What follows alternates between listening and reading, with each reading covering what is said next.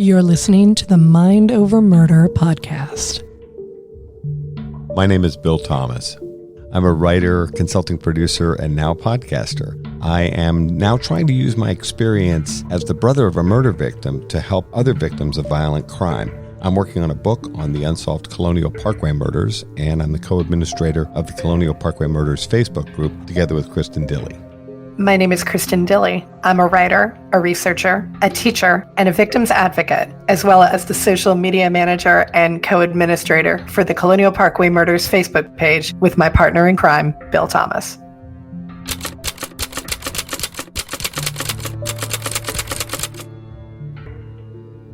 Welcome to Mind Over Murder. I'm Kristin Dilley. And I'm Bill Thomas. And we're joined today by our podcast colleague, Jessica Bettencourt, here to talk to us about her podcast, DNA ID. Jess, thank you for joining us today. Hi, guys. Thanks for having me. You sound so excited to be here. The joy just bubbles over. I am excited to be here. We had so much fun at CrimeCon. We did. It was wonderful to see you. We thought we'd pick up on some of the cool things we were talking about at CrimeCon in this conversation today. Absolutely. And Jess, for anybody who is new to your podcast or who hasn't had a chance to listen to it yet, can you give us just a little bit of background about what your podcast is all about? I started DNA ID. The idea was hatched at the end of 2020 now, right? Because I was noticing in the papers all these cases being solved by what I call forensic genealogy, just because there's so many different names you can call it. It's evolved into FIG, which is now the term that's being used for it a lot, Forensic Investigative Genetic Genealogy, FIG.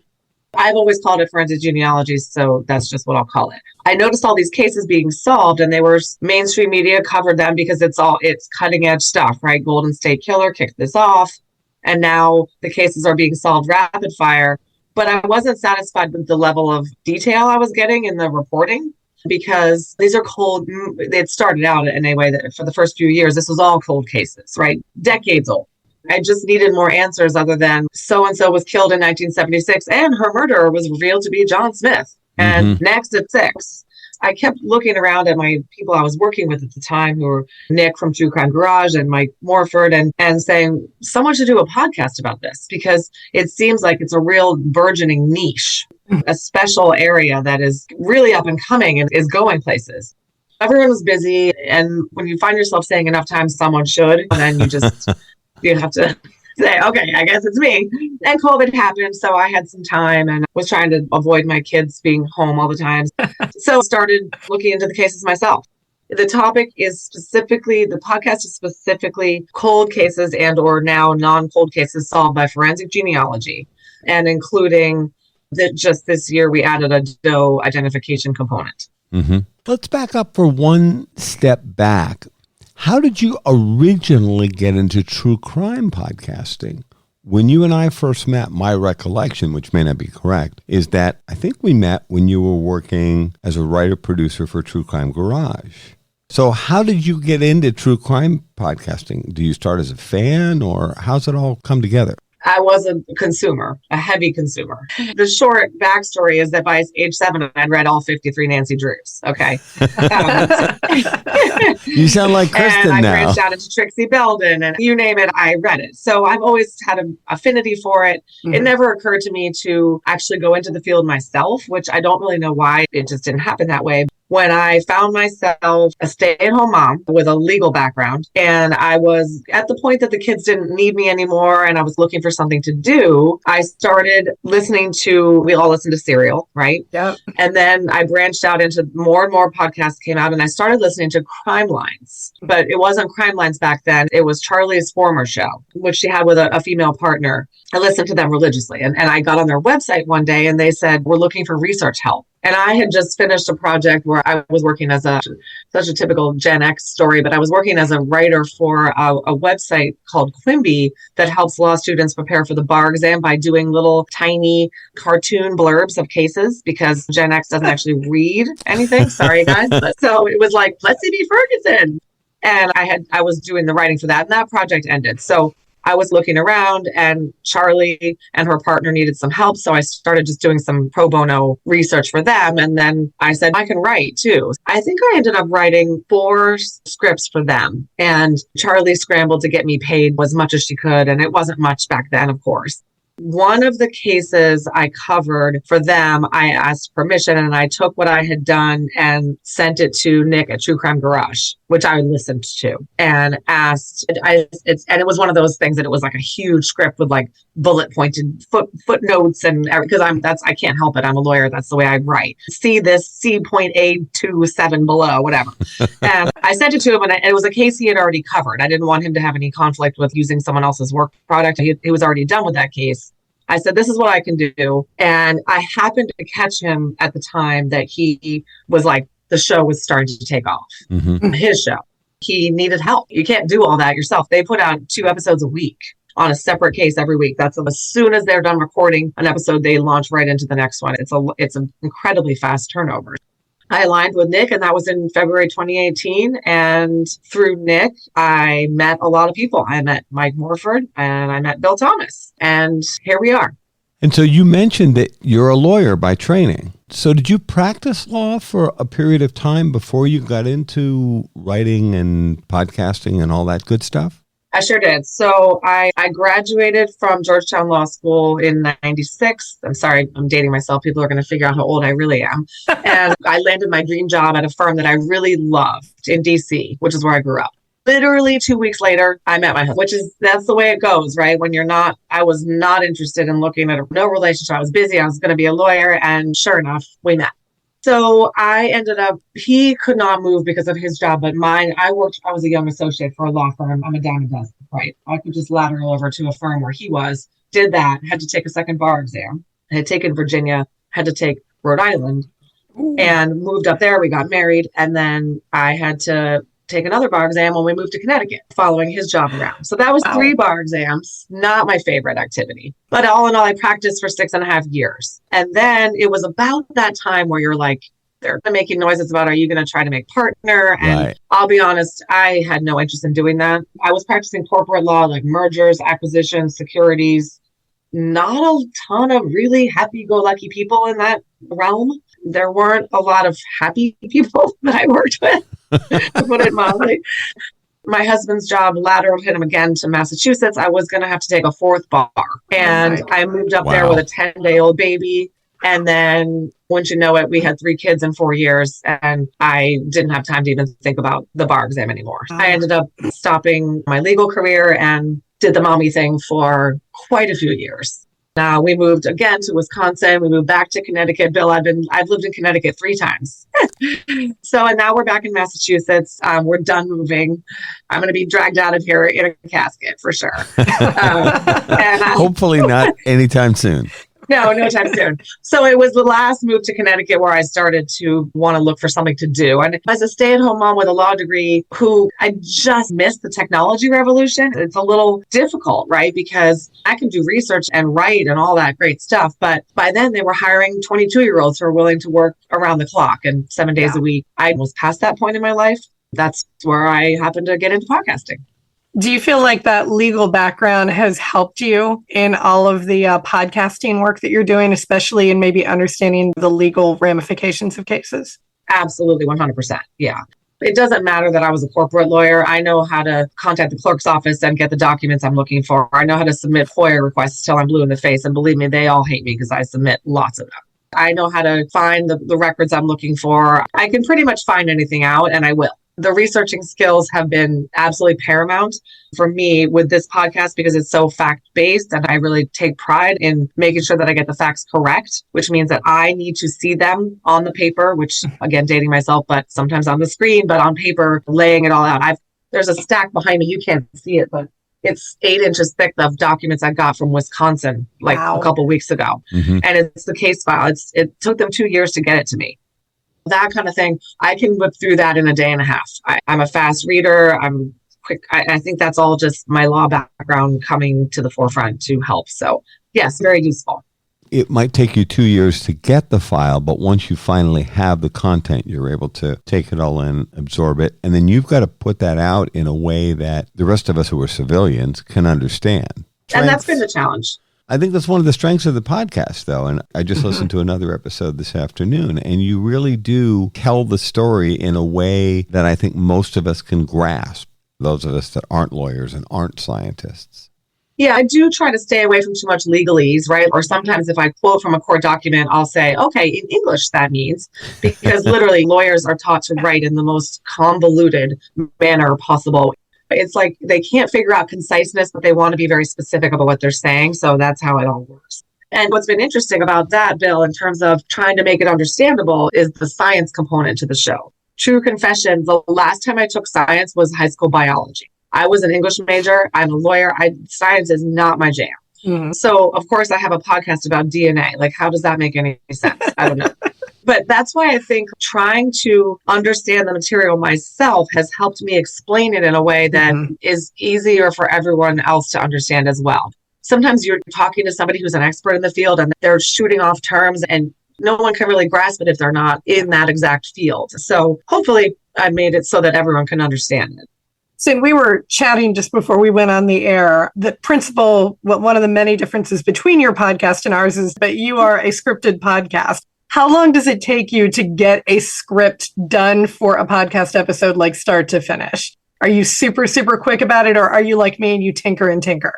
No, I tinker and tinker. It's months. It's literally months. It's a process, right? So it's not just about the writing, which for me, that's my favorite part, is when I sit down and I've got the case file here and I've got newspapers.com articles from 1976 over here, which, by the way, the reporting back then was just night and day different from the stuff that's going on now, right? Yeah. Actual facts, interviews with neighbors, witnesses. I digress. But there's nothing that I like better than sitting down and starting that writing. However, I always find when I'm writing it that I have more questions. There's the case file, like something's redacted or it's missing a page, or I don't understand why this guy did this here. Or like, why did the police follow this lead? Because the case files, some of the ones I'm getting, they're from the 70s. And they are literally detectives writing things on napkins. I know that's a cliche, but I've actually seen that. Yeah. So you got to piece it together. So the way it works is I put together my script, which is the sequence of the story. And I use newspapers, articles. I use the case file notes that I have. And then I call the detective who closed the case, who is always intimately familiar with the entire case file because they've had to be. I have found that to a man, with one exception, to a man or a woman, with one exception, they have been willing to talk to me. The reason is because these cases the agencies have prioritized these cases for decades. These cases are like, for some reason, this case was like I hate the expression pet case, but so many detectives put their all into it and then they retired and the next guy picked it up and they didn't solve it. I can't tell you how many times I've come across this case. The detective had the victim's picture on his desk. Mm-hmm. Yeah. And it's a case that really means a lot to the department as a whole. So when they solve it, they're proud of it and they should be, right? Yeah, and they want to talk about it because it's an absolute crap ton of hard work that paid off. Everyone loves a resolution. So the detectives, their input is really valuable. And that's my favorite part. Second favorite part is talking to them and getting the insights. And they almost always tell me some juicy story off the record, which I love too. For the most part, these investigators, are they on active duty or sometimes they're retired when they're talking to you? I would say for the most part, they're active duty. They retired. I have had plenty of interviews with retired detectives, but sometimes the retired, they go off the grid. Like they don't want to be found. They're done. They're off hunting somewhere or golfing. Usually it's active duty. And if a detective retired and I can't get him, then I'll talk to his lieutenant or something, or the captain who oversaw the case being solved. And they're almost always willing to talk to me. I have had a couple exceptions, which is strange, in Florida, which is bizarre because Florida, the sunshine laws there are like literally everything's an open book. They'll send you, I've got crime scene photos that are unredacted. They'll send you everything. They often don't let me talk to the detectives, so I have to submit questions to the detectives. Just a strange dichotomy. I'm like, you guys know that doesn't really add up, but whatever.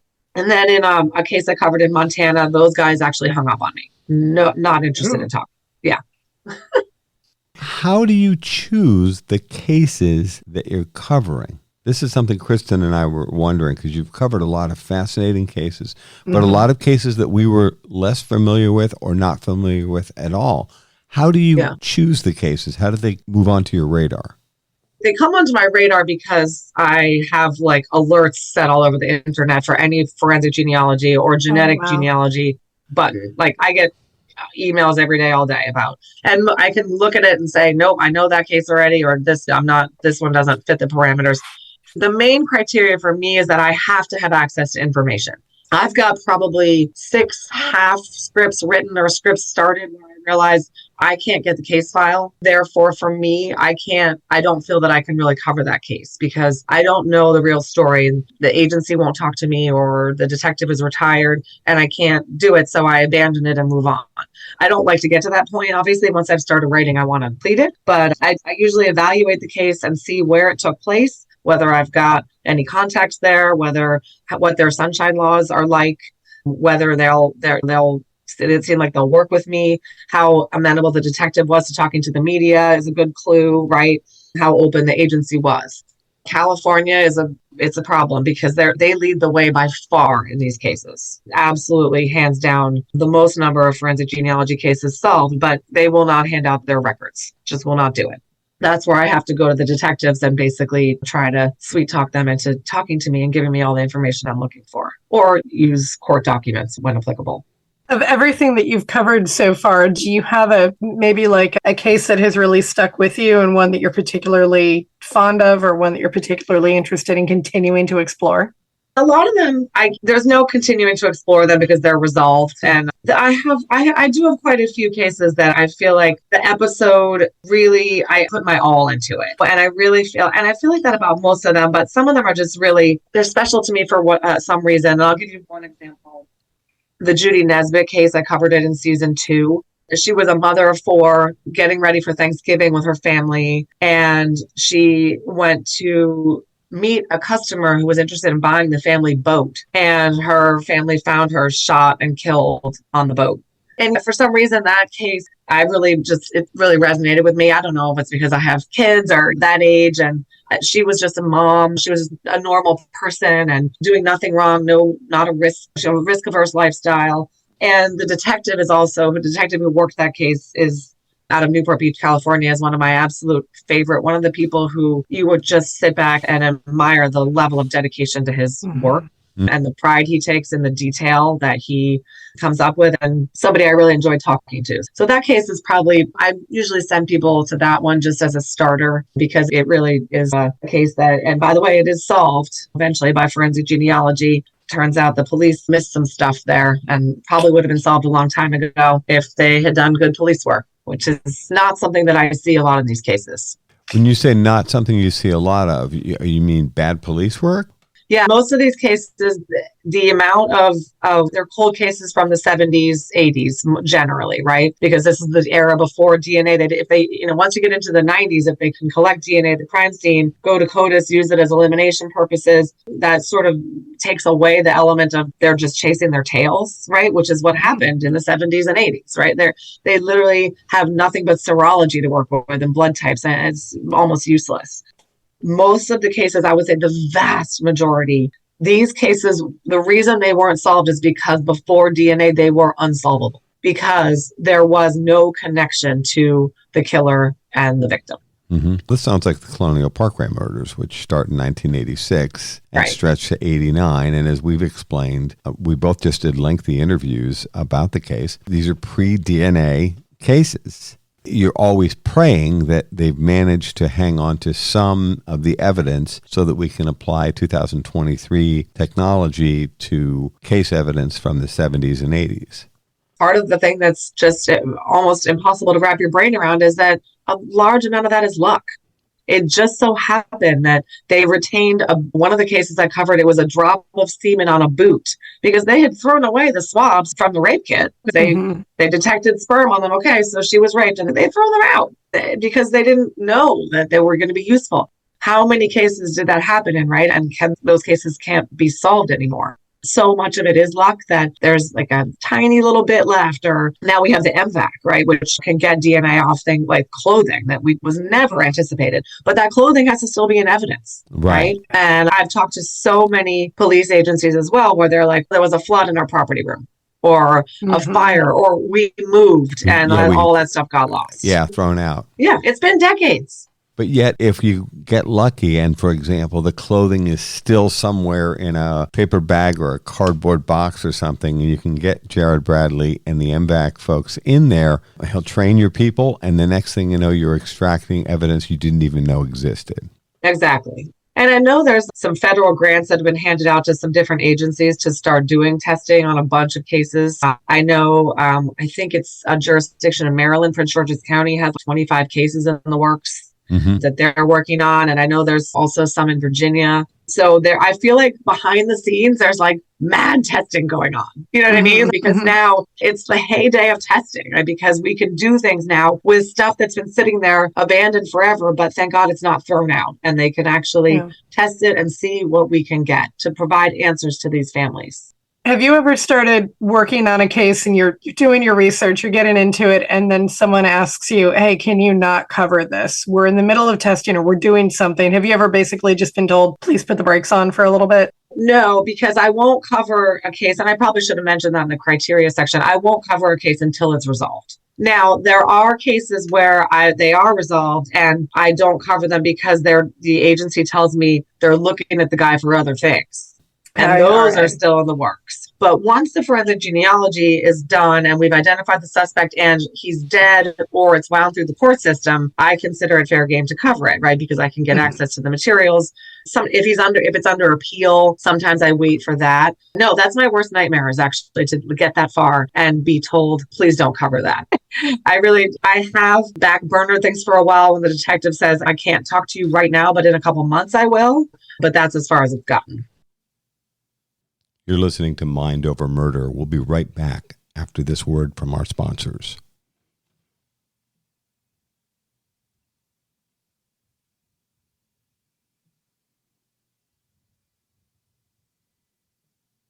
We're back here at Mind Over Murder. So do you have a whiteboard somewhere with all of these cases, or how do you organize this stuff when you're moving forward on so many different potential cases to cover? As my husband will tell you, I am a list person. I love lists. I have lists everywhere. So I have multiple legal pads with lists on them of cases to cover, and I'll have a note, an asterisk if I've FOIA'd them, and I have a highlighter if the guy is dead or if the case is in the legal process. I note it. I've got the answers to your question, Bill, lists upon lists. And by the way, they're all actually written in handwriting. I don't use the computer for that. The next logical question, I think, was going to be, do you have one of the cork boards with red string all over it?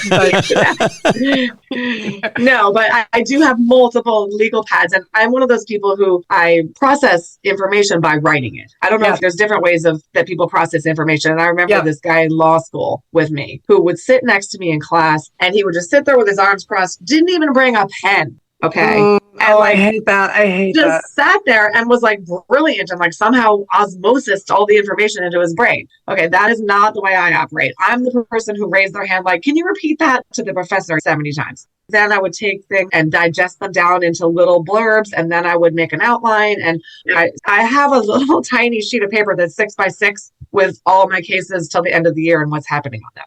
And I like to just distill it down to a little tiny bullet point thing. But yeah, no, it's all very old. I get you. Yeah, I laughed the other day, though. You're clearly a visual learner, which I am too. Even though I love music and I like listening to the radio, I'm a big NPR fan, and I love an intelligent talk show, which is a little bit about what we're shooting for on Mind Over Murder. I'm not saying we're a talk show, but I find if I really want to grasp something, I need to see it, even if it's just me. Kristin was teasing me the other day. She said, I've never seen anybody take more notes than you. Because I've got like pieces of paper and one after another, just writing things down. I'm doing it even here, listening to your answers, which are yeah, same. I was the person with a textbook in school with like highlighter, and then I would write in little next to the like this just this quick synopsis of that paragraph, because that's just the way I learned. So it's very paper intensive. I am killing many trees. I apologize for that, but I don't learn as well. I can't just scan things on the computer and process it that way. I have to actually write things down. No, I'm with you. Same way. It's interesting because more and more kids are moving away from, I'm going to sit here and take notes. A lot of them will sit there and try to do it by osmosis. And I'm like, I don't know how you guys do this. I'm giving you so much information. I don't know how you're not writing this down right now. I know. I'm 100% with you on that. I want to take notes. It's a must. My jaw dropped a moment ago when you started to tell us about your fellow law school student who just sit there with absorbing. I can't do that. It just doesn't. That's stressful. Work for me. And if I remember correctly, I think he graduated like summa cum laude or something. I mean, it's there are people like that. That's not me. I always have to be, I never miss class, very prepared, always making sure I write everything down, get the notes from somebody else if God forbid I was sick. That's just the way I am. So to understand the science of it all, do you have to go to book or text, or do you have science reference books anywhere on your bookshelf? I know you've got bookshelves right above your head. Is there anything that uses just reference so that if you need to take a look at the science, it's right there available, or do you just go to the World Wide Web for that? No, I do go to the World Wide Web quite a bit. I've taken notes throughout as I've gone, but I have my own little like Bible here now that I've typed up with like notice 20 loci. I love that. Okay. So it's multiple pages long, as you can see, and it's got like the history of when forensic genealogy started and types of DNA. But I Google things and like everyone else. Obviously, now I don't need to look up the difference between STR and SNP. So that's all part of the regular language now for a show like mine. But like I said, there's still plenty of stuff that I don't know that I have to look up. And again, I try not to make it too complicated. I really try to simplify it so that everyone can understand it, which means I have to understand it myself. I was reading about your podcast today, preparing for this discussion. A lot of people love it, but then there are still people that say, I need more facts. I need more science. I know you're trying to hit this at a level so that I like to refer to myself as a civilian, that I can understand. I'm not a scientist. I'm more like you. I'm an English history sort of side of my brain. I couldn't run a DNA lab to save my life, but I really admire the people that do. And every time I talk to these scientists, I'm so blown away. Like you were saying a moment ago, Jess, there are times when I think to myself, I'm sorry, could you repeat that again? Because I'm not completely grasping the science of it all, to use Kristin's point. Yeah, I have found that I really haven't found that so much. A lot of people who listen to my show are the lab workers. I've found a lot of them come up and said, thank you so much, because no one ever talks about us. And that's true. They're the ones who are doing this day in and day out. And thank goodness for their processes and their adherence to protocols and proper procedures, because that is what is making and breaking these cases, the way they do things according by the book. No, I find the biggest complaint about my podcast is A, that I talk too fast, and B, and I'm like, you can slow it down on the listening thing. Guys who just do the points, whatever, but I don't get into that. And the other thing is people want more. People want more episodes. And I'm doing as much as I can do and feeling like I'm putting out a product that I am proud of. Right. And I don't think people really realize quite how much work goes into each episode. Like I said, months, because my scripts for some of these cases are 25,000 words. Wow. That's on your way to a book. Yeah. My script for the Colonial Parkway for Nick was 26,000 words. And I know for a fact when I sent him that, he was like, oh, shit. Because that's just too much information. It's too much. But that's what generally happens, is that I write that much in every case. I can't do any more than I am. At a certain point, you just have to decide, you know what, I am happy with the product I'm putting out. And listeners who have no idea about what the process is, they're just going to have to take a seat and deal with it. They're going to have to take several seats and deal with it. Yeah. And I don't use a research assistant. I don't use anybody. The person going through newspapers.com and Ancestry and trying to put together is me. That's all me. And I'm not tooting my own horn. I'm just saying I'm also a terrible delegator. I don't know that I would even be comfortable having somebody else do it for me because I have to go through the information myself in order to process it. Here we are. Yeah. Yeah, we're testing out a potential research assistant, and I am having the hardest time telling people, okay, this is what we need. Can you get us this? I'm having such a hard time letting go. Kudos to you. I'm trying very hard because we both need help. We have very busy, active lives, as do you. And this is a ton of work. And I don't think people realize how much, to your point. Yeah. No, I really, in all seriousness, I would love to clone myself. If I could do that and then have my one self doing all this work on the side and my other self dealing with my 3 kids and everything else, that would work out great. Unfortunately, they haven't done that yet, but maybe. We may have the technology, so we'll see. Yeah, they did it with a sheep. they can do it. Yeah. One of these days. So what is your thinking regarding the future of, I'm going to go ahead and keep calling it investigative genetic genealogy. I hadn't heard FIG before. Yeah, FIG is taking over. All the prosecutors and everyone are calling it FIG. Yeah. FIG, okay. So what is your thinking regarding the future of forensic genealogy, investigative genetic genealogy? It's all the same thing. Is this the wave of the future? Yeah, it is. We are seeing the beginnings of a pushback with states starting to create legislation to set some parameters for what is and isn't acceptable to the people of that state, the legislators. We've got a law in Maryland, we've got a law in Utah, we've got a law in Montana. I know they're working on one in California and various other places, I think Florida. In fact, I'd bet most states are going to pass legislation addressing the issue because it's not going away. It is the most efficient way to solve a case by a factor of umpteen. I've heard so many detectives speak about this at various conferences I've been to now. The number of man hours put into a 40-year investigation, right? Just think about that. It's mind-boggling versus giving CC Moore taking 10 hours to solve it.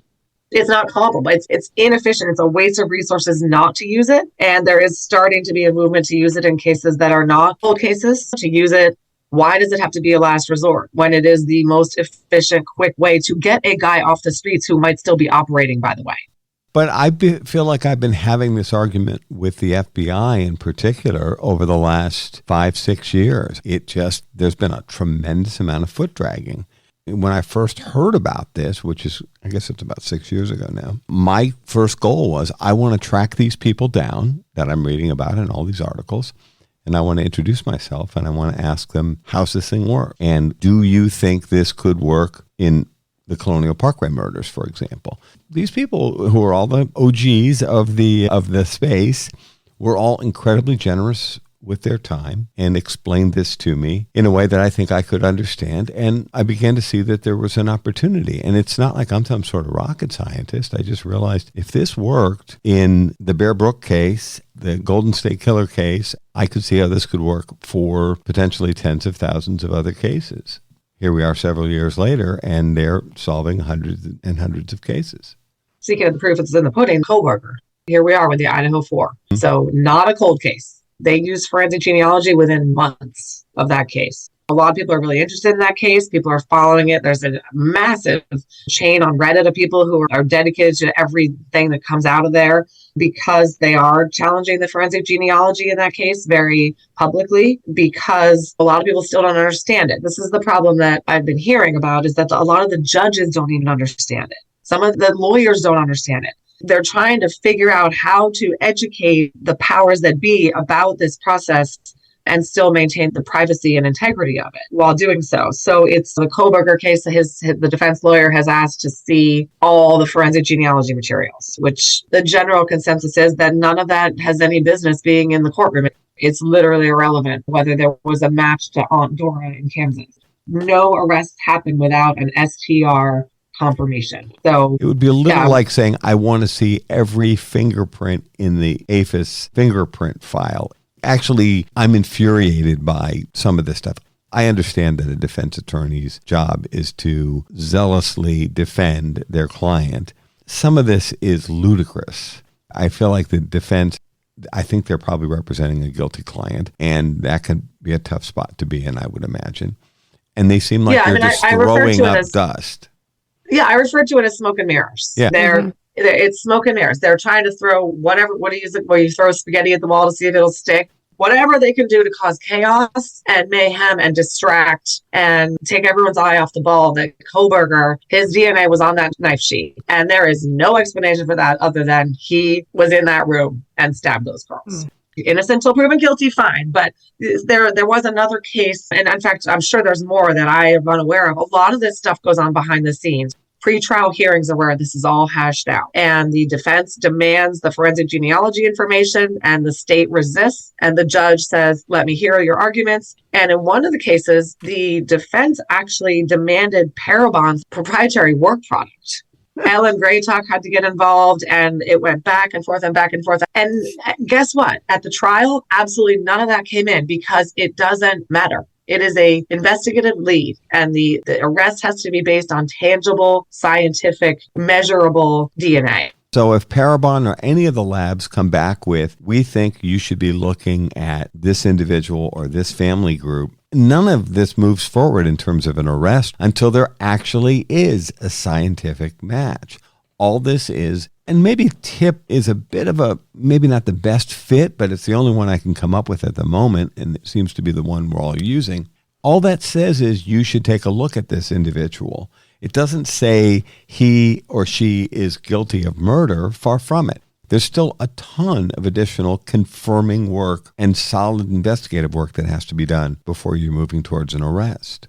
Some of the legislation we've seen come out now, it requires, for example, that they do a CODIS search before they do forensic genealogy. Duh. Who's not going to do a CODIS search? Right. Of course. That would be just the worst police work on the planet if they didn't do that. Then requiring them to destroy the samples that they take after they put them in the database. Fine. If the guy's innocent, we can work. There's some stuff in the legislation that is making sense, but a lot of them are requiring that there is no arrest on forensic genealogy alone. It's common sense. Of course, there's not an arrest on forensic genealogy alone. You would still need to be able to build a case, even if you get the DNA match. Like, you need to be able to put the guy at the location. You need to be able to show some kind of nexus with the victim. Otherwise, your case isn't going to hold up in court, no matter if there's DNA or not. Again, it's all growing pains for this burgeoning field that has been a complete game changer and will continue to solve cases at a rapid rate. And I think cases that are not just cold, but are the quickest, easiest way to solve them is through this methodology. Other than our case, which we would love to see FGG used in the Colonial Parkway Murders, is there a case that you're aware of that you would really like to see FGG used just to see if they can close the books on it? There are so many. The unsolved, I think I have a list in my phone. A list. A list. We hear you like lists. I do. So here's my list. So it used to be Delphi, right? Okay. And here we are. I guess because I'm in Massachusetts, I'm partial to the Molly Bish case, where she was a lifeguard at a local pond and was literally dragged into the woods in her bathing suit and raped and killed. And her family's been fighting to get that case solved for years and years. The Katie Janess case in Atlanta. Have you guys even heard of that case? No. I don't think so. Okay. This is shocking to me that people haven't heard of this case. It was a 2021 case. A woman who, her romantic partner, a woman, was at work that night, and this woman was a bartender, and she finished work and went to walk their dog in a very public park in downtown Atlanta at night. There were video cameras showing her walking into the park and like joggers and people around. She and the dog were both found slaughtered.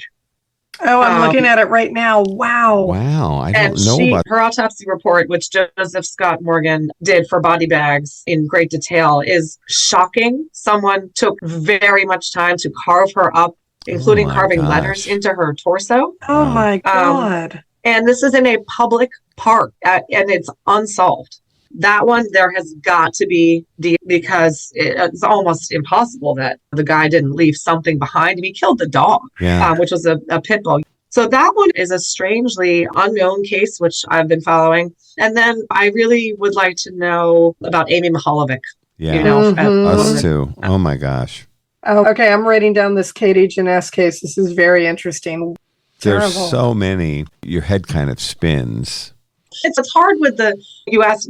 because some of the cases I have on this list, or which are like my cases, I'd most like to see. Russell and Shirley Dermond, that's a high on my list. The Lake Oconee murders, where he was beheaded and his head was never found. Some of the missing people ones, that's harder because then you don't have the forensic genealogy aspect a lot of the time, right? Brianna Maitland, we were all hoping the DNA that they found on that necklace would turn out to be something, but it wasn't. Brian where the hell is Brian Schaefer? And Jennifer Kessie, she is I hate the term red pet case. Some people use red light case. Jennifer Kessie is mine. I must know what happened to her in my lifetime. And her parents have set the absolute standard. They shouldn't have had to go to the lengths they did and actually sue to get the case files and get the case away from the police department in Orlando, but they did. They are working her case now very hard, raising money on a GoFundMe to do that. I really want to know what happened to her. There's so much more. Can listeners suggest a case for you to cover on DNA ID? Of course. Yeah. I've got suggestions flowing in my inbox. Yeah. So there's multiple ways they can get in touch with us. The Facebook page is very active. People message me all the time with links for cases, Instagram, Patreon, and then the show website. We are happy to take suggestions. Again, the case does have to be resolved in order to allow me to cover it. And the other thing is I do get some suggestions for cases from other countries. The problem with those, Canada has got a few of these cases now. The problem with those is obtaining the case materials. Because I'm not a citizen of those countries. Their sunshine laws don't operate the same way for me. So, there might be a time when I find somebody I can access to get materials that I need. But generally, my cases have to be U.S. based. So then, Jess, what's next for you other than continuing the process of trying to clone yourself? Are we going to see you at CrimeCon again? And let's hope. And by the way, if I did clone myself, I'd make myself 20 years younger. I'm sure you can do that. Yeah. I would hope. Yeah. I'm waiting to hear about it to see if I'm invited back to CrimeCon. I wouldn't presume that I would be. It was my first year there on Podcast Row this year. I had a ball. I felt like quite a few listeners came up and said that they had never heard of CrimeCon until I talked about it on my show, which was surprising. I thought people absolutely, I thought it was, for me, the best CrimeCon crowd ever. People seem to be there for really the right reasons. I like the gravitas that has been brought to it a little bit with Bill, the program that you were invited to participate in. It's not quite, I know some people were a little offended because it is a crowd event of true crime consumers, but I didn't see the blood spattered t-shirts as much as we used to. It really seems like everyone is there for the right reason. I really enjoyed it. I had a ball. I loved being near you guys on Podcast Row. I'm crossing my fingers that I get invited back. We very much want you to be there. We want you to be our neighbor again because that was a lot of fun. That is going to do it for this episode of Mind Over Murder. Jess, thank you so much for joining us. And if everybody wants to listen to your podcast, what network can they find you on? We are on every podcast platform, and the show is produced by Abjack Entertainment, which is Mike Morford's cast network. It's an in-house one. He and I also share Missing Persons, which is an interview-based podcast about missing persons. And there's a bunch of other really good shows on there. But the show itself is available anywhere you find your podcasts. Thanks so much for joining us today, Jess. We appreciate your time. Thank you. That is going to do it for this episode of Mind Over Murder. Thank you so much for listening. We'll see you next time.